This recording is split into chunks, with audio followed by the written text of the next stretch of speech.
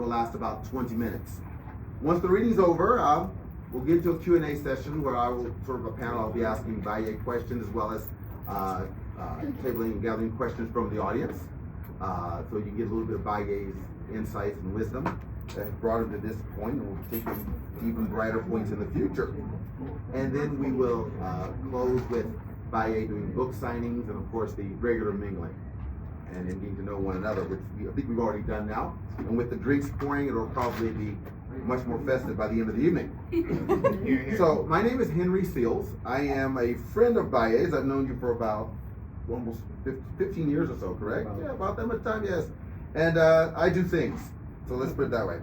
I do things. But no, the reason I'm here and the reason he invited me is I wrote the foreword to his book because I felt that it was a very special book and wanted to sort of jump on the bandwagon. So thank you very much, my friend. Thank you. So I'm going to jump on the bandwagon once again to say some words introducing my friend Baye. And Baye, please try not to get too enraptured in the words that I say about your grades, okay? So, and this is from my heart. So when William Lloyd Garrison, the great 19th century abolitionist, wrote the preface to Frederick Douglass's narrative, he declared, paraphrasing, that the anti-slavery movement had found its greatest champion in a man who had once been enslaved. Now, I'm not suggesting our speaker is an escaped slave. Rather, his unique journey reminds us that in these challenging times, we must draw strength, hope, and inspiration from history. History shows us that even the darkest chapters eventually give way to brighter days. In fact, we must understand our context, not solely, through today's seemingly random and complex events, but through the rich tapestry of history. A tapestry that, though very intricate, has been refined by time into a guide for our future. By recognizing our place in this fabric, we empower ourselves to achieve more than we ever thought possible, fulfilling the charge our forefathers entrusted to us. They did not struggle, sacrifice, and die for us to stand still or to dwell on our limitations in this present day. They gave of themselves so that we may overcome, shatter the chains of trauma, and keep the wheels of history turning, propelling us to move forward, to live fully, and to bring others along with us. Their legacy has provided us with the very tools to build our future. Their work has opened doors and touched countless lives, and because of those gifts, we are here at this reading today. Baye, has taken up that legacy. He has transformed the harvest of past struggles into his own unique journey. A journey rich with wisdom that he now shares with his new community here in Japan. His words have the power to open minds and hearts, lighting the way for a future as bright as the one our history has promised us. But tonight, we're not here only to listen to the messenger. Each of us is called to look beyond ourselves, to stretch, to challenge, and to break free of the chains that confine us. As you listen to Baye's words tonight, consider your own role in the tapestry of history. Reflect on what inner challenges you must overcome, what fears you need to confront in order to step fully into the destiny that awaits you. No journey towards hope, no journey towards joy, and no journey of fulfillment is ever easy. And we are rarely fully prepared when we begin that journey. Yet by first overcoming ourselves, we become what the world needs and expects of us. So as Baye shares his gifts with us tonight, I invite you to listen, I invite you to learn, and to most of all be entertained and inspired, moving one step closer to fulfilling the destiny that history calls each and every one of us to embrace. So with no further ado, I give you Baye again.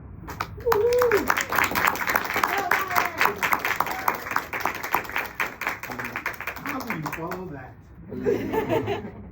You'll find a way, bro. Thank you.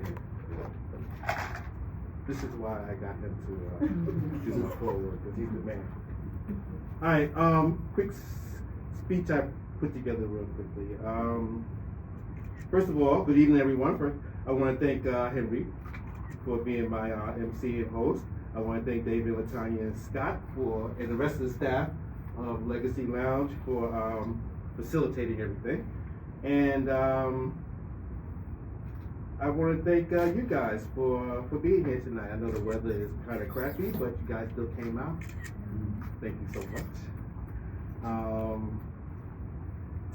Coming to celebrate this book, Words by Baye, Art by Miki. Now, writing a book, it's a solitary act. It's just you and a blank page and a whole lot of questionable life choices that led you to the thinking and led you to thinking that, we should do this again. This is my third book. But tonight reminds me that while writing may be solitary, storytelling is communal. And this book is as much about community, connection, and creativity as it is about me and Miki building a life together. Some of you have been following my work for a while now, so you've seen me, get up in arms about, some of the foolishness that is part of being a non-Japanese person living in Japan. And, stuff like calling out blackface and whitewashing and on national TV, and yet somehow I convinced the Japan Times and Toyo Keizai to still, give me a monthly column. So they give me, I still managed to pull that off, and I'm still amazed they let me keep doing that. And this book, it has some of that, of course, but it's mostly about navigating cultural relationships and, more importantly, about trusting a place and a person enough to build something extraordinary together. And trust me, that's no small feat when that person is an artist who wields power tools with alarming confidence. So, Miki has built much of our house and the wall around it, our furniture, our driveway, pretty much everything except for this table here. And meanwhile, I contributed too. I contributed moral support, applause, kudos. But in all seriousness, Words by Baye, Art by Miki isn't just our story. It's about what happens when you throw away the blueprint and build life on your own terms. It's about love, resilience, and how sometimes the best way to make something work is to embrace the chaos. Tonight is a celebration, not just of this book, but of all of you. Every conversation, every bit of encouragement, every time someone said, you should write about that. It helped me. It helped shape this journey. So whether you're here because you know my work, or you're a friend, or you just follow the smell of that soul food that Latanya's cooking up, whatever brought you here, thank you. Your support is what made this celebration possible. Now, I won't keep you much longer because I know the real reason you're here, the drinks, the music, and of course, to get your book signed. So let's get to that. I'm going to do my reading first, and then we're going to get to the signing. So let's enjoy the night, to celebrate this moment, and most of all, let's make some memories because that's what storytelling is all about. Thank you.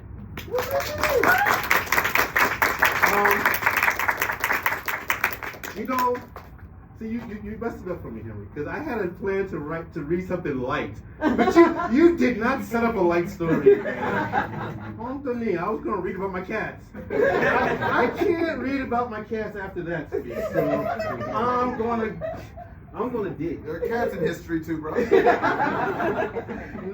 You can't drop abolitionists and expect me to write about cats. So no. Sorry, Miki. I'm gonna do the Ted. Okay. My loving wife. She made Japanese copies.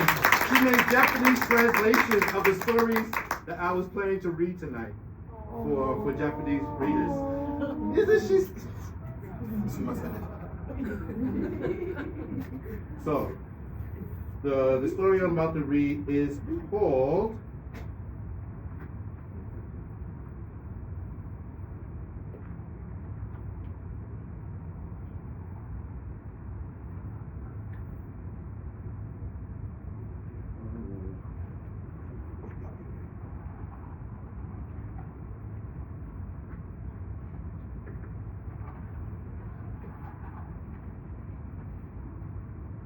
would think I would know this book after spending the last 5 years writing it, right?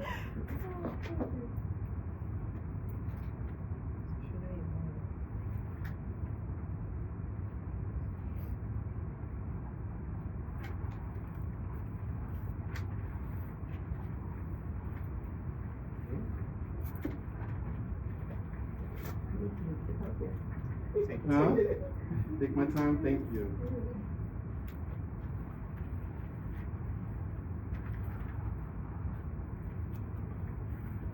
Is this annotated? Where is the story?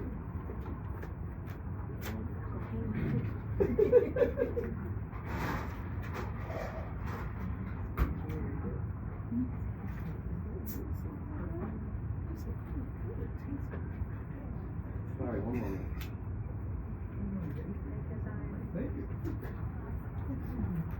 This is your fault, anyway. I still think we should listen about cats. I agree. Cats are dope, man. Cats are great. I'm a cat. Okay, well, if there's time, I'll do the cat story after this one. Okay. But you set this one up, so I'm Who going. is you? Come on. All right, here we go. It's called Unpacking Koto. Are we ready? All right. So, wherever we journey, we try to bring along two types of belongings. In Japanese, they're referred to as mono and koto. Mono is used for physical, tangible things like clothes, deodorant, toothpaste, and other essentials. In contrast, koto is used for intangibles like ideas, experiences, and feelings. One type we pack on purpose, while the other we often lug around unintentionally. Once you've arrived at your destination, now it's time to unpack. Unpacking mono is a fairly straightforward process. You open your suitcase, remove the items inside, and sort them out. Shirts here, skirts there, undergarments over there, toiletries in there. Move on to the next piece of luggage and repeat as necessary. Unpacking koto, however, is a more complicated, more involved process. Plus, there's a hitch. There's a good chance that the person you are when you enter into this unpacking process may be very different from the person who emerges from it. In other words, the process has left people in an altered state. I have a friend who believes that human beings, for the most part, don't change much, especially not adults. And I suppose he's right to a certain extent. For instance, if a person, voluntarily or otherwise, never has the chance to examine and question their core beliefs about the world, and more importantly, about themselves, chances are their mindset likely won't undergo any major transformations. But let's say you choose to, or find yourself for reasons beyond your control, obliged to tread upon a vastly different path, one your experience could not prepare you for, like long-term residence in a profoundly foreign environment where you're forced to confront deeply embedded and elusive thoughts and feelings. Undertaking something of that magnitude, I believe, makes change not only possible but imperative. Once we've ventured out of our spheres of comfort and familiarity, that's when the need to unpack koto becomes more insistent. Otherwise, we won't pay it much attention. For example, on occasion, you might have heard yourself say, "Well, I packed my hat, muffler, and mittens. It's cold as hell out there." But I bet you never heard yourself say, "Glad I packed my moral superiority, homophobia, and misogyny." Well, let's hope you have it anyway. We've been collecting this koto ever since we were children. We carry it around with us all day, every day, to the point where we don't even notice its weight. Do you notice the weight of your liver or your gluteus maximus? Probably not. That is, unless you like pizza and beer as much as I do, then you might. We keep most of this koto in our hearts, in our minds, and in our souls. You probably got some of it stashed away in your glutes too. But the point is, the weight is distributed in such a way that you usually don't notice it until we unpack it. And trust me, once you have, you feel like you've given your soul an enema.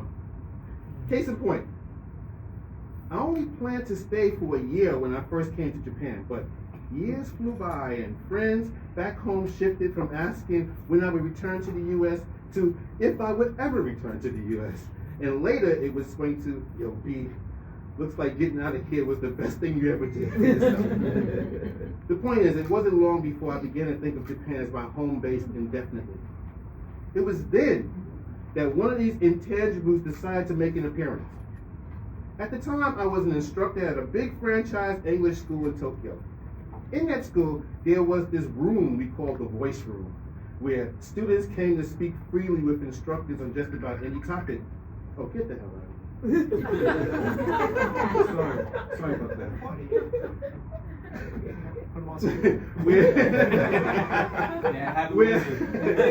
We called the voice room, where students came to speak freely with instructors on just about any topic. We weren't supposed to venture into sensitive subjects like politics or religion or sex, but I'd let the students break the rules if they push the issue. Ochaksamakami-san, right? That means the customer is God. One day, it was me and 3 Japanese students I taught several times before. 3 habitual rule breakers they were. These guys love to talk about the differences between Japan and America, the cultures and the people. Many students did. However, these 3 students' opinions usually got political. I'd indulge them though, for no other reason than to break up the monotony. I mean, many students only wanted to talk about safe topics like Disneyland or shrines or sushi, or would try to confirm their stereotypes about black people or about Americans. Not a fan of those combos, I gotta tell you. I wasn't a huge fan of where these 3 guys like to go either, mainly because their opinions seldom reflected the America I grew up in. Yet, they had the audacity to assert these beliefs with authority, like they were canon, at me, the only American in the room. What Hollywood or Jollywood, Japanese media, told them about me held as much weight with them as what I had to say. And this day was no different at first. These 3 had quite a bit to say about the U.S., and some of it, as usual, was unmistakably critical, disparaging even. Up until that point, whenever students got openly critical about my country, I'd hear them out, nod and smile, even join in occasionally.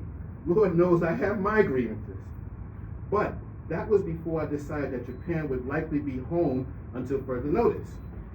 This decision was critical because until then I had no real skin in the game. Japan was still an amusement park and I was still very much amused. But as I settled into life as a so-called expat, it gradually became clear that I was no longer a patron at that amusement park. It dawned on me that I was, in fact, one of the amusements, or at least mistaken for one. And not just me, but the country that birthed me as well. And as you might imagine, I was no longer easily amused. I knew that the next critical remark that came out of these students' mouths about my country, 'tis of thee, sweet land of liberty, would be met with, well, put it this way, my nodding and smiling days were done. Ochaku-sama, kami-sama, my ass.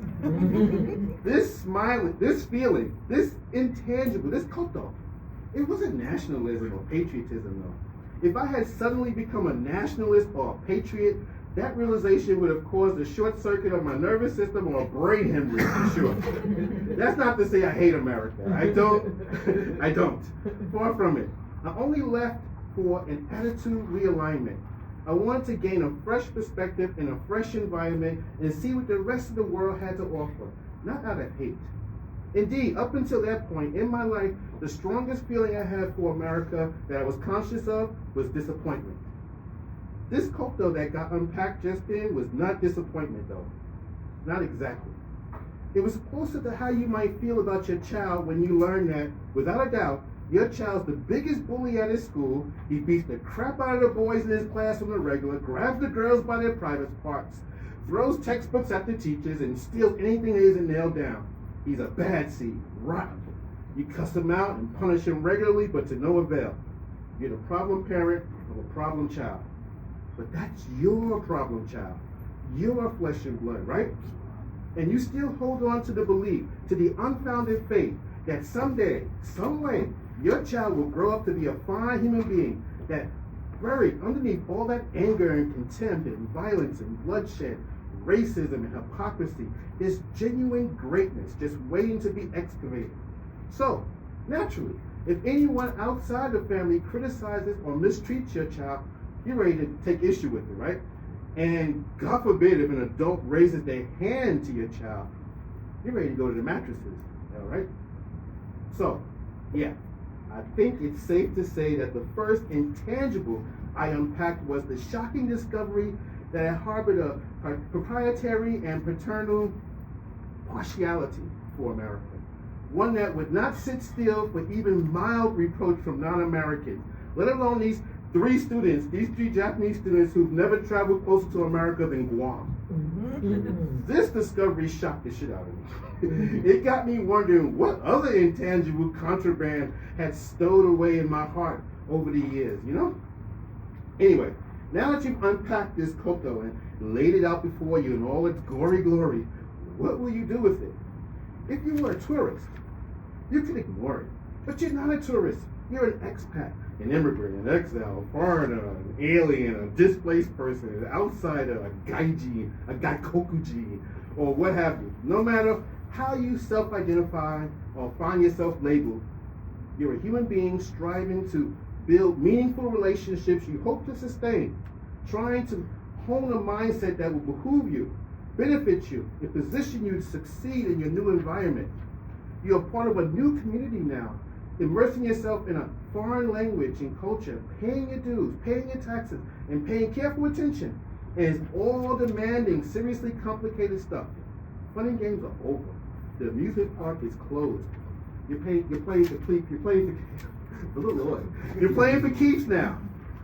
In my case, I just knew. I couldn't traipse through my new life in Japan with this volatile koto on the loose and this American chip on my shoulder. I had already been living here for several years prior to deciding to stay. And in that time, I had already gotten a sense of what life is like here in Japan. And those three students, they were just the tip of the iceberg. I knew that here, more so than in America, I would be judged first and foremost by my nationality and by my skin color, and that any presumptions and stereotypes floating around about either would be applied to me without a second thought. So I knew that the key to my success, to thriving and surviving in Japan, was the management of this koto. I had to make peace with the American in me to make way for the person I was becoming by virtue of wrenching myself free from America's overwhelming influence over my thoughts, feelings, and behavior. In the truest sense of the term, I had to cease to be a mere American and become a global citizen, which has much more to do with what's going on in your heart than what it says on your passport. That's the importance of unpacking koto. Whether you're going off to college or starting a new job or moving to a new neighborhood, or like myself, making a go of it in another country, most of us at some point are going to find ourselves on unfamiliar turf. And it's in strange settings that koto is prone to make an appearance. Koto isn't always bad news, though. So if it reveals itself to have been your secret ally for years, you should naturally store it away with the other helpful koto you keep in a soft drawer in your soul. But if it turns out that it has been quietly undermining your efforts to achieve your highest potential, it turns out we all have the capacity to liberate ourselves of it. There's no one-size-fits-all way to do this, however. Some people do it creatively. They paint, draw, write, do photography, make music, and DJ. There are all kinds of creative outlets. Creativity is a salve for some souls. Others turn to spirituality. They meditate, pray, do yoga, recite mantras, and sacrifice chickens and goats. Faith in a higher power often imbues the faithful with the resilience to put koto in its proper place. And yet, others grab hold of an idea or find a cause or a community that inspires and empowers them. Unpacking koto is a personal journey that no guru can teach you how to navigate. I can tell you my journey, which has taken me from English teacher to blogger to author to columnist to activist to a prominent voice of African descent here in Asia, began years ago with this idea. What kind of impact would it have on the negative perception of blackness in Japan if I used my energy and gifts to bring black excellence to Japanese attention? And once I set myself on that path, I could feel the lessening of the load I've been lugging around most of my life. Even my glutes felt lighter and tighter. At the same time, my mind became more open to the abundance of opportunities that the American in me, distracted by the things that Americans find too difficult to ignore, would have been too preoccupied to notice. Over the years, I've tackled some other problematic culture that reside within me, like racial sensitivity and an intellectual inferiority complex, a pompous belief in New York exceptionalism, and black American cultural superiority. I've even glimpsed some misogyny and homophobia peeking out of a belief in my heart. Unpacking Coco is a lifelong process. Locating and recognizing these hitches is an exercise in self-discovery. Once you've identified it, then it's time to get busy. While the process isn't easy, it is simple and almost as straightforward as it is with the tangibles. First, you've got to unpack it, and then you've got to evaluate every item and decide whether it's in your best interest to retain or discard it, and repeat as necessary.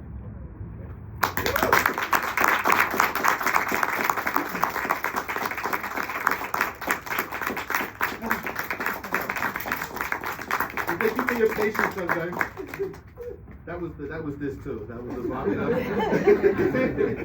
Are you going to read another? Later, if by popular demand, how you say it? Special request for popular demand. No worries. So, thank you, Baye, and I'm sorry you couldn't talk about your cast, but I think all of us can say what you shared with us is incredibly inspiring, and leads us to believe that perhaps there's culture within us that we all need to manage. I know I do. So what I'd like to do is start right now with asking Baye a couple questions, some of them from my own experience reading the book, and then if there are any questions in the audience, please feel free to raise your hand. I'll call on you. I may not know your name, so I'll point. Very unpolitely, my mother told me never to do so, but I will point at you. And please be careful. You're going to get Baye's very straight and honest opinion, so anything about American politics is likely to light up the room. So we'll start on the book, first and foremost. Thank you. So, Baye, in reading the book, there's obviously a beginning, a middle, and an end. Some of these works are works you've written in the past, and you included into this I've read in your blog. So I'm just curious about what was the process. What did you have in mind about bringing this together? You know, why is it in the format in which it is, as far as beginning, middle, and end? How did you choose selections? How did you choose what to write to create this narrative and journey that your book obviously provides? He just went right for the deep right. So what I do?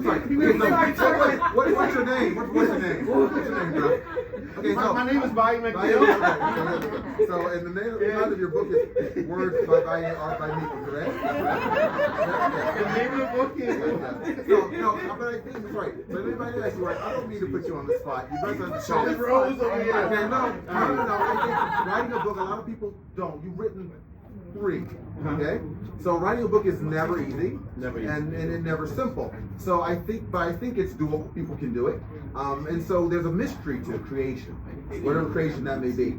And so I just wanted you to break down sort of the mystery behind the creation. You know, how did it come together? How did you select things? So it doesn't need to be incredibly detailed, but just to help people understand. Well, as a writer, I'm always writing. So, Brother Dan. you don't want to call me during my talk. All right, so yeah, I'm always writing. So, like you said, I haven't been blogging, but sometimes I'll post some of my thoughts on social media or on different platforms. And but I keep that writing, and some of it is really, really good. I'm like, wow, this would be great for a book. Mm-hmm. So some of it, I thought later on I'm gonna revisit that piece. Yeah.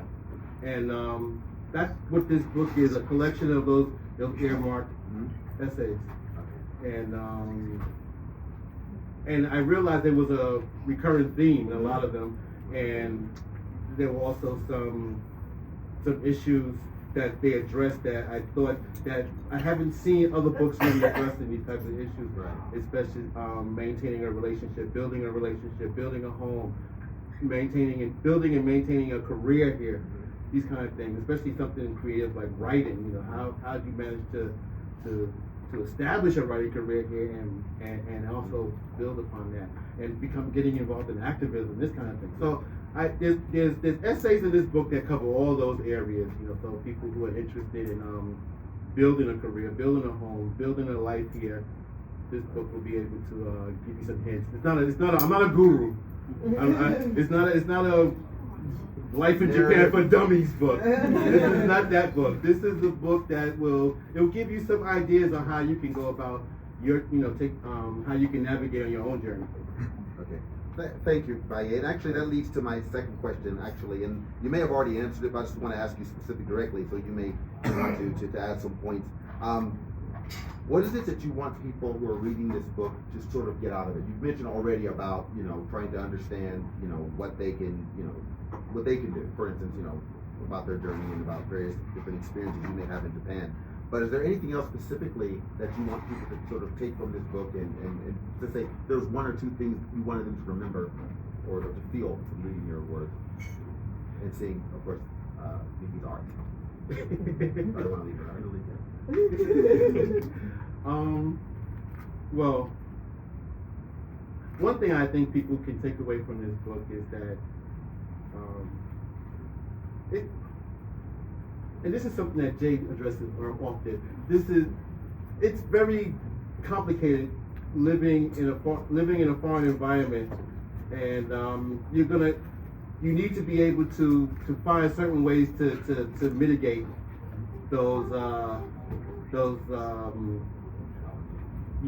challenges. And for me, I've been fortunate because I'm a writer, so I have a creative outlet. Writing has always been very cathartic for me. I have Miki, who is around, and she's also someone that I have a genuine connection with. It's not just she's just this person. She's an artist as well. She has a creative mindset, and she knows how to look at a situation from not just the straightforward way, but be able to work around. This is something that's, I don't want to say it's rare here, but it's not something you run into too often. So I've been really fortunate to have those types of things in my life. So I would say one thing that people can get out of this book is that you need to figure out a way to do that, and you need to find somebody, because you can't do it alone. I don't think anybody can do it alone. I would never have been able to accomplish the things I've accomplished here in Japan alone. It just wouldn't happen. So find somebody you can trust that you can build something with, a partner. Great, thank you. So I will not take up any more time. I will see if there are questions from the audience. Yes, sorry, Simon, yes. Quite great to see you. Same here, man. As soon as you said that you went back into your old writings and stuff, and some of that stuff was really good, I immediately opened up the contents. I'm like, where's the C? Where's the C? Page 86, the empty C. And I think that blew up like before your first book. That was the first time you came on my radar, right? Because everyone on Twitter was like, there's this huge, like, is he overreacting, or is it misreading? And I still think about the C now. I think about it regularly. I still see it, and I'm still unpacking that koto, I guess. I can't wait to read the update in the book on you and the sea. How are you guys doing? Tell us about the empty seat. Well, actually, I tackled it in this book, and it's going to answer your question once you read it. But we're still not, kissing cousins. But our relationship has evolved, to the point where I don't allow it to be so distracting as to sap some of my energy and sap some of my positivity. And but it's still there. It's still a thing. Even it's there. And I can't say I'm immune to it. I'm not immune to it. And sometimes it catches me at weak moments, and I feel that alienation and just. But the evolution that I'm referring to is that I'm prepared. I'm better prepared for it when it occurs out there. Yeah. I can't wait to read it. Thank you, sir. Yeah, Sasha. You're with your beautiful wife, and you're not just an American. You're a New Yorker. That's a whole other strong We're culture. exceptional. This is Jamaican visit there. Exactly. I grew up in Brooklyn, basically. No, but I Yeah, mean, Brooklyn, Jamaica. I mean, this is Jamaica. Anyways, so I'm wondering if in the book goes into, it's not just like being a person of color or being foreign, but navigating Japan as a very strong culture, and you're a black New Yorker that not exactly quiet, you know. So how, like, I've seen how you've written, and sometimes you become like almost teaching now rather than just explaining how you feel. But a lot of your work now, it's more like on a teaching level about like integrating what happened that brought that Baye that was just talking about MC to like, this is the places that I'm now connecting with people and trying to merge. Is I don't know if it's written in the book, but what's caused that beautiful shift into like, yeah, this is what it is, but now I'm merging stuff and more teaching than anything else. Being a teacher helped, you know. Yeah, so I didn't teach until I came here. So I came here as an English teacher, but one thing that you realize as an English teacher here is that your primary responsibility, I can't speak for all English teachers. I feel like my primary responsibility is not teaching these kids English. It's ambassadorship. It's introducing outside cultures to them. It's preparing them to be able to interact without fear and without negative baggage, you know, when they interact with non-Japanese people. And so that's been my life, day and night, you know, because I'm teaching in the daytime, I'm writing at night, and, you know, so I'm always, you know, trying to make those types of connections with the community here in Japan. So, yeah, I think that's helped evolve my mindset as far as, you know, what's coming through in my writing is. But if you ask any of my friends in Japan, I was already. it wasn't about this type of issue. I mean, before I came here, my issue was gentrification, and I was full on. I was writing for a newspaper in New York and writing about gentrification every week because my community, Bedford-Stuyvesant, Crown Heights, was being gentrified at the time, and I was full on fighting it. And so I've always had my what you call it? You had your comeback year on. I have. The weapons are right? But it wasn't just about fighting. It was about also teaching people, because what I had to do in Bedford-Stuyvesant, a lot of the home stock, the housing stock in Bedford-Stuyvesant, the brownstones there, they're owned by elderly people who are, you know, not really connected to what's happening. So they weren't aware of predatory lenders. They weren't aware of a lot of these issues. I was teaching them as I went to these block association meetings, talking to them about these issues that are confronting their community, so they would know. So yeah, I've always been a teacher, I guess. And some people say that's a cancer trait. Huh? Cancer. Zodiac. Oh, I'm sorry.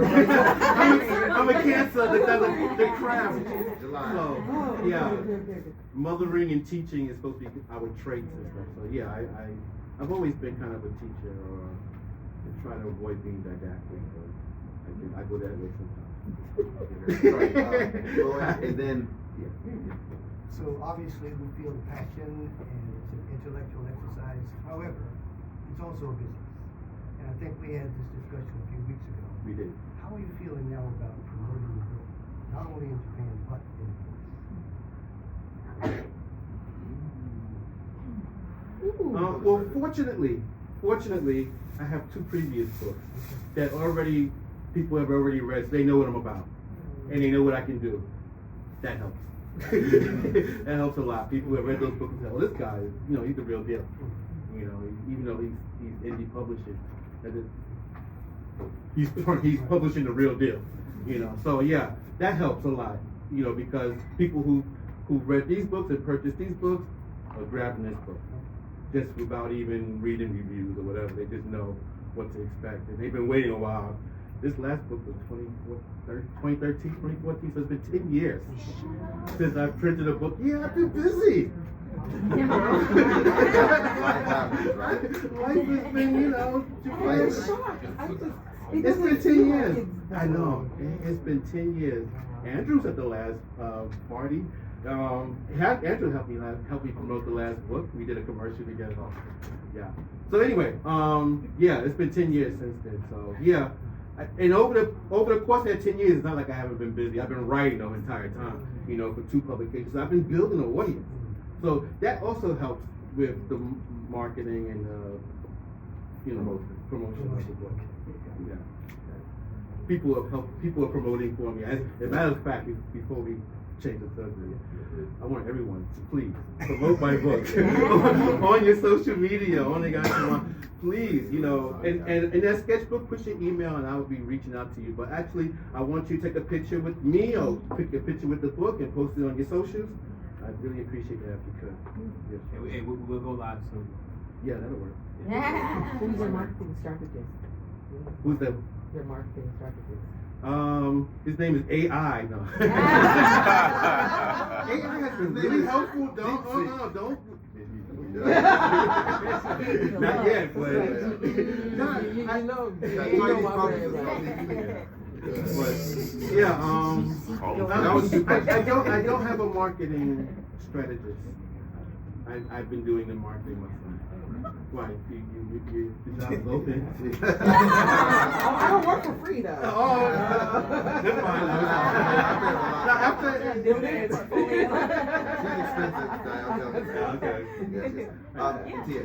Yeah, well, I will definitely be promoting the book. Thank you.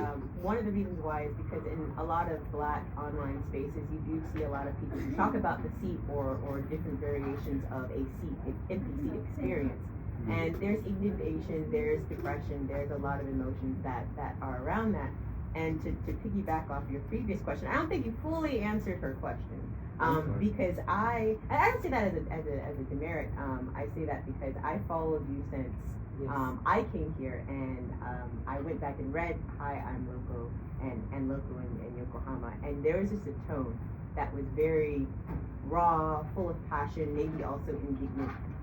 And there was definitely indignation. And this, I'm not saying that as a bad thing. I'm saying that as you were a powerhouse. Like when the certain situations that you talked about in the book with blackface, with the A stars or all stars, like you were there putting them to task.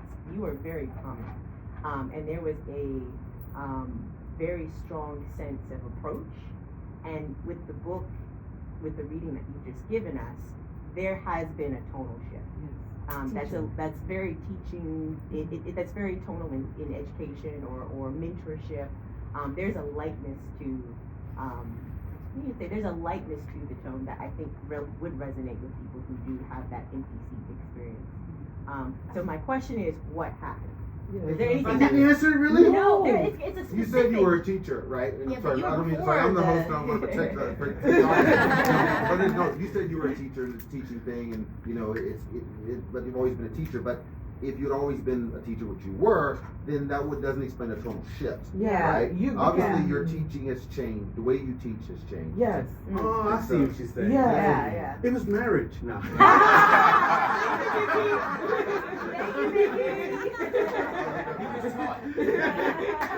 That was an easy one. You should have said that in the first place. It was marriage. Miki did this to me. I blame Miki. She said, tone it down. Actually, when you read the first story in this book, you'll understand exactly what I'm talking about. Because that's what it deals with. Okay. Sanctuary. I went directly there. You know, because Miki was like, no. We need to flip the script. Yes. Has adopting cats changed your relationship in any way? No, but you're right. I'm sorry. Miki, Fu, and Drew. Let us not forget my 2 lovely cats. Fu and Drew have definitely had an impact. You see, they're in my book, so I wrote stories about them the whole 9. That's what you're going to Look forward to that. Yeah, that's necessary. Yo, what's up, Marcel? Hey. I don't have a question, but I have a comment. And I'm sorry.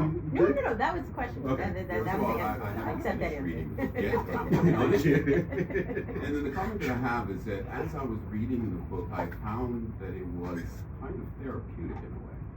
Because through your experiences, I can understand my own experiences. Or, I don't know, the way to think about those, how to handle them.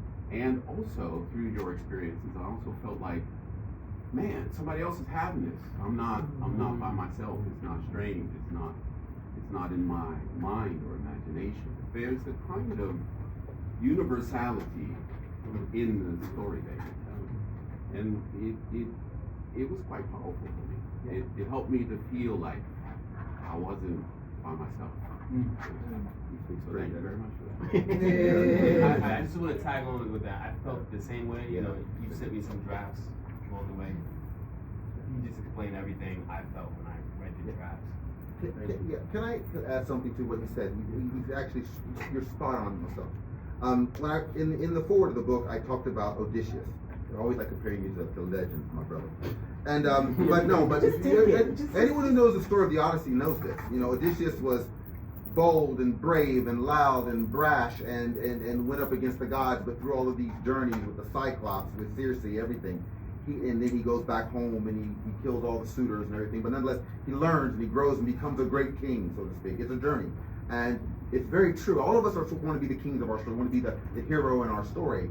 And your story, it's therapeutic. It really is that journey, that hero's journey. And it takes all the readers along it. So I'm just curious again. I think, you might want to go back to Tia's question and to the question when people get out of this, but that's what they're seeing in your book. And so I just want to know a little bit about why. You said, yes, it's Miki, it's the cats. That's very true. But you're a writer. You're a very eloquent, creative type. If you can dig and explain to us maybe a little bit about that process. Let me bother you. Let me be specific. You were very New York and brash.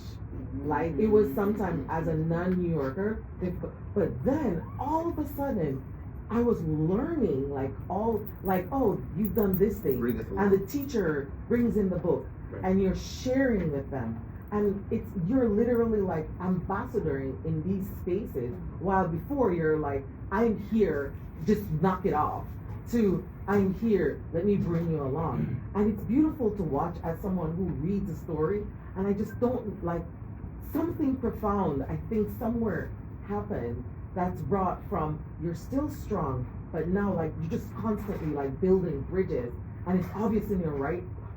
To me, reading, like I think it's the same thing with Tia. There's a communal way of now that it's more that you're reaching other people because it's not softer. It's more do you understand? That's what I'm trying. That's what I was asking. Okay, I know what you're going at, and yes, Miki was part of that, but that's not all of it. So another big part of it is maturity. Another big part of it is once I started writing in Japan, I started as a blogger, and these two books were written while I was a blogger. As a result of the success of these two books, I leveled up. And now I'm dealing with a Japanese editor and several editors from magazines and everything. And they are teaching me. They are teaching me the craft and the art of writing and getting your message across in a way that, and just from learning the craft of editing and the craft of storytelling, that's what you're getting here. You're getting more of a I think I might have been doing it here in these books, but I wasn't doing it well enough yet. I've grown as a writer. I've grown as a thinker. I've grown even as an editor, self-editing. So yeah, I think that's what you picked up on. So maturity, editing, me. Yeah. Yes. All right. So first of all, congratulations on the book. Thank you, sir. It's crazy how lucky you are to be with somebody like Miki, who's a carpenter. I'm sitting here looking at the pictures, and like I want somebody in my life like this. Like, you talk about build a foundation. She literally built your house, and so that's like great. So my question is this: so starting with you, if you could take some excerpt or some like little small part out of this book or any of your books, and take it into another medium, whether it be like, I don't know, anime, movies, like whatever, what would that be? And for Miki, if there was something wild that you could add to your house, because I don't know if this was your first house, because you look like a pro. That was your first one? Crazy. All right. Yeah, so if you could add something to your house that maybe you did, I don't know if it's finished or what stage it's in right now, what would that be? Yeah, difficult question. You want to add something to our house? A more garage or something? Anyway, let me answer my part. Okay, all right. So my part, I would make a Netflix show about an international relationship. I don't think that they really, well, not necessarily Netflix, but a show in Nihongo, not in English, in Nihongo about an international relationship, because I think this type of thing has not been done, or it hasn't been done well. Yeah. Working on it. And I was working on it. There you go. And not just a couple of family, you know, with kids who are biracial, who are dealing with their issues. He's laughing because you're the man. It's called Black and This is the East. man. Okay. So this is what I would do. This is what I would take from my Black book. and East. Because and not necessarily drama. I'd make it a comedy too. Because there's a lot of humanity that get, you know, when the drama is too heavy, people just kind of focus on that. Like the Cosby Show. About Yeah, like the Dramedy. dramedy, yeah, about multicultural family in Japan. I think Miki has her answer. That would be. Go ahead, Miki. Do you have your answer? What you want to add to your house? No, I have already gone. I have a frown in my head. Uh-oh. Come take it. See what you did, man? You gonna tell me about this place? You have no choice, son. Hi, thank you very much, Baye, for this event. My question is about kind of like fear and activism and expression. And sometimes I make like social media content, and I try to Sometimes. All the time. before, yeah, but sometimes as a creator myself, like I have some fear, especially in this current world. Sometimes you express an opinion that is not very popular, and then you can face repercussion. And I thought about it when you mentioned you're surprised Japan Times still gives you the column. So how do you balance the fear of expressing or saying what you believe needs to be said? But then sometimes then as a creator, we get paid to do promotions, right? So sometimes if you're going a certain track, you're saying certain things, you're off the list. So I find myself being scared of expressing things that I want to. I want to use the platform to say something, but I'm scared monetarily as well, how that would affect the future of the work I do. So how do you balance that? And when do you know when to tone it down? When do you say no?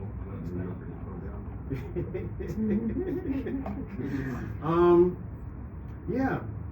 It's almost ever since I stopped blogging, I've kind of toned down a lot of stuff that I've written. I mean, I've gotten involved in a lot of activism, but I make sure that it's serious things, you know, as opposed to petty things. I think some people get involved with petty activism. Like people always sending me emails. Oh, did you see this blackface thing on YouTube? Like, I'm not getting into YouTube. If TNT or TBS or Fuji TV gets on it, we can talk. But I'm not going to YouTube to worry, you know, about some, you know. So it's like that kind of thing. You got. It's about making the right choices. Choosing your battles carefully. Yeah. You know, because you're always going to get some flack if you oppose any type of thing that's misunderstood by the populace. You know, like for example, when I first started talking about blackface, many people, Japanese and non-Japanese, thought that there's no problem with blackface. What's the problem with blackface? That was one argument. The other argument was that's an American problem. Don't bring your American ideas over here. You know, so there was that kind of thing. You know, but educating people about the history of blackface in Japan, which goes back to the 1800s. You know, let them know that this is not something that just came from America recently or only a problem in America. You know, so I've always had to deal with that type of issue, and most of the time, the way I've been able to handle it is through educating people. Of course, a lot of times that doesn't work, but people don't want to believe anything. But yes. I feel the same way. It's getting less and less, but when Caucasian actors are, you know, get all this makeup and play Orientals, Asians, I think it's pretty much the same thing, and They don't do it as much as they used to, but I still see it occasionally. I think Tom Hanks did it in a movie recently, a few years back. No, it's not. Last Samurai? It was like 5. No, No, that's Tom on Hanks. That's Tom Cruise. Cruise. Cloud Atlas. What was it? You know what I'm talking about? Cloud Atlas. Yeah, that one. What was it? I Atlas? said, I'm not American. Yeah, so I mean, it happens occasionally. I understand what you mean. Or they use Scarlett Johansson in a movie where the original character was Japanese. These are serious issues, and I write about those types of issues because that's worthy of my my attention. Any other questions? Yes. I actually got a two-part question, one for you and one for Miki. Okay. So, for you, Baye, I've realized reading your works over the years, there are times when you're very passionate, and Miki, especially when you're in their feelings, there's a lot of commentary and thoughts about the angry black man. In the book, or you talking about in general? Just in general and over all your works. And I've noticed in this third book, Miki is very quick to know when you're in your feelings and when you're not expressing your feelings. So is this something that you guys practice actively on a like daily or weekly basis, or is this just something that you've grown into? Practice? How do you practice that? I don't live the married life. So. Oh, okay. No. It's just something we pick up on, because we're paying attention to one another. We're growing together. We've been together since 2013, 2012, 2013. Anyway, one of those numbers. And yeah, so we had a long time to kind of get to know each other. So it's not like a thing we had to practice. Even though you probably could use it. I can only think about a lot of it. Like I can't. Yeah. I guess to follow up for Miki, I guess I'll ask the question in Japanese. なんかバエが自分の気持ちを本とか映画で本当にミキの心を伝えたいというような枠が彼は初めに何を伝えましたか? And in English, when you first met Baye, like what was the work or literature that you're just like, yo, Baye, you need to read this so you understand my heart and understand where I'm coming from. Because Baye is always dropping knowledge about New York and 5%ers and all of his experience. So I'm sure you get all of that. Peace God. So 逆に自分の日本の心を彼に伝えたい。何がおすすめしますか?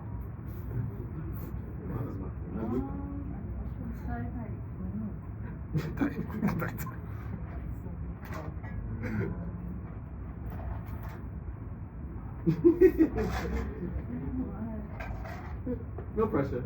Yeah, no pressure. You don't have to answer that now. But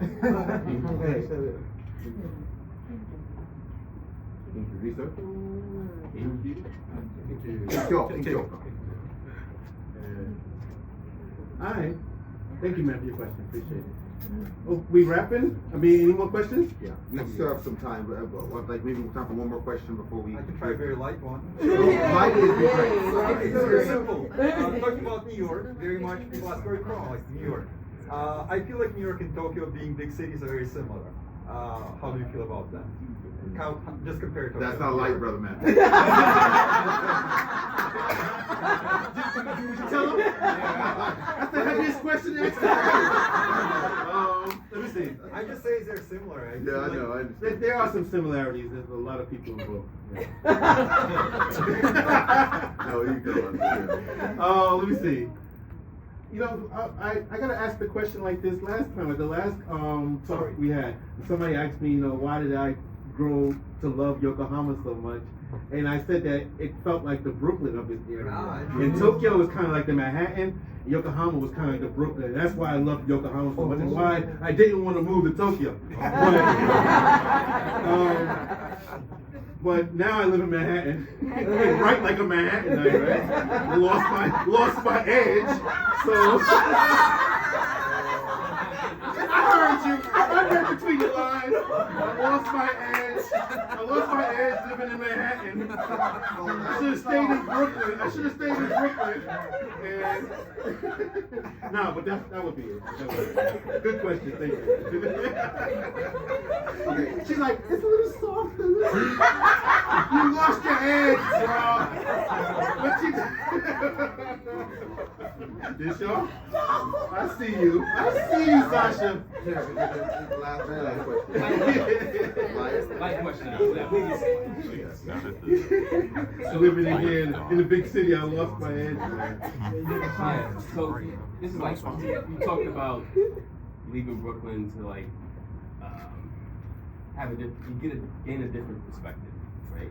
And so of all the things that you've experienced in Japan, I'm just curious that when you go back to Brooklyn, which I'm from Brooklyn by the way, Brooklynite, is there, what are friends and family, like, what are the differences that they notice about you? Have they said anything to you after being in Japan all this time?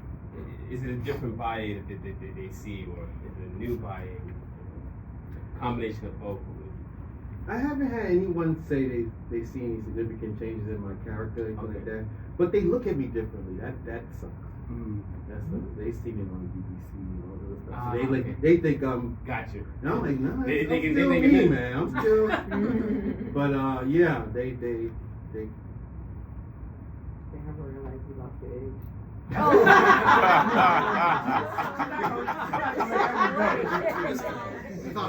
The whole takeaway. I knew it. I knew I was right. I knew I was right. That was supposed to be light. Wow. No. Are you too? It's What happened, man? What's all this bowing stuff? What's all this bowing stuff? This soft talking? Nah, you know what? I haven't been home since before COVID. And yeah, it's been a minute. Yeah, it's been a minute. So I'm having a hard time remembering how people were. Hey, and it's kind of a follow-up to his question. Boy, has Baye lost his touch question? It's your fault, man. I'm blaming you. Here comes the. Somebody call the Do you paramedics. ever plan to return? And if so or not, why? Can never go back, man. Return, you mean To where? to live? Return to the heart. I'll tell you why I Back to don't talk. fatherland, motherland, whatever you want to call it. It's America? Yeah. I have no intention of might not going back exist to America. after next week. To stay. You know, but I have no intention of going this guy's route either. Hey, changing my naturalizing over here. But no, I don't have the intention of going back to the States to live. Why? That's why I want it. No light questions for you, Baye. I'm sorry. This is the one I wanted to avoid, right? I know, right? I know, right? And it's I ask this question because it ties into the theme of the book, where you It does. struggle to assimilate or to understand or to find identity. And now that you have found it, where does your journey take you? Does it find satisfaction and decide, okay, It's changing America, cat litter. or does it help you find an identity that's more deeply rooted in the soil of Japan? Ask this question like a poet. It is. My destiny is tied to Japan in a lot of ways. Not just matrimonial, but, you know, just, Cat litter. huh? Cat litter. Literally. Well, you can say food. However, that's it.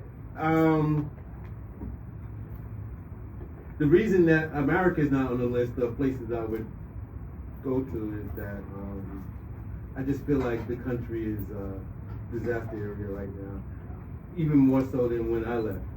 And I don't see it rebounding anytime soon, not in my lifetime. So, Why? yeah, I don't, I'm sorry, I didn't mean why do you feel that way? I meant why go back? Oh, why go back? Yeah, no, you answer the question. Okay. You answer. Go ahead. Okay, everyone, I'm drinking gin on the rocks here. all could use one of those. Now it is the time of the night where we one enjoy each other's company, but also line up for the signings of your books. And I think snacks will be coming as well. So we'd like to give a big round of applause to.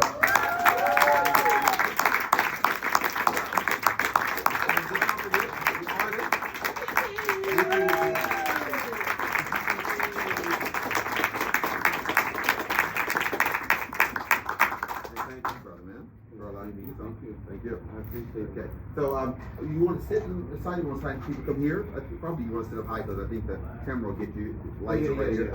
Let's do that. Okay. So, I don't think we need to do it too formally. I think people going to the bar, etc. So it's easy to get to the bar. If you want your book signed, maybe it's best to come here and sort of line up this way so people can then go to the bar and not be blocked. So, thank you very much, everyone.